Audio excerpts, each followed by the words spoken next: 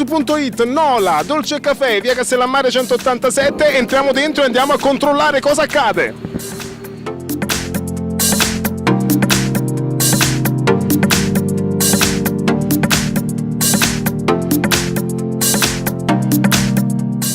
E siamo qui al Dolce Caffè con il titolare Michele. Ciao, buonasera a tutti. Ciao, buonasera. Siamo qui su streetnews.it per l'inaugurazione di questi tuoi nuovi locali.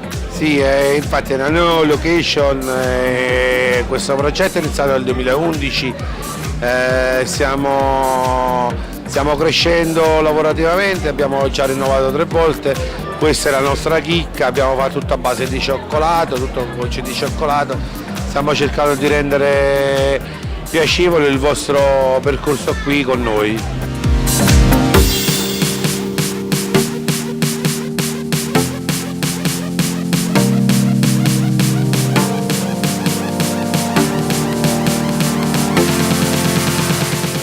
La tua specialità, se proprio qualcuno vuole venire qui al Dolce Caffè, che cosa gli proponiamo? Allora, noi iniziamo già dal salato, comunque già con le pizze, con la focacceria e poi il nostro punto forte è la pasticceria.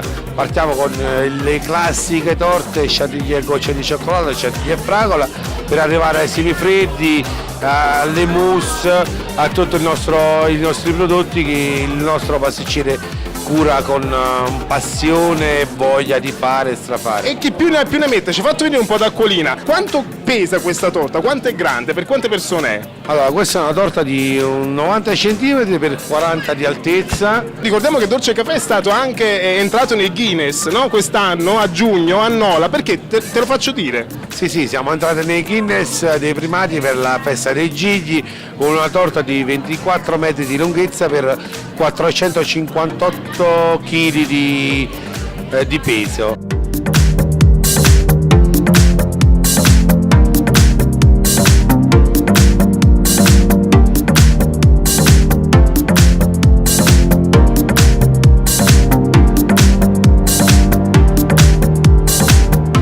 Ricordiamo anche, facciamo pubblicità anche all'altro locale che hai, ci troviamo qui, qual è? Esatto, il ristorante Ambarabà, via Castellammare 157, Piazzola di Nola, veniteci a trovare. Un saluto ai nostri telespettatori e anche lettori, perché siamo un giornale online e anche una TV.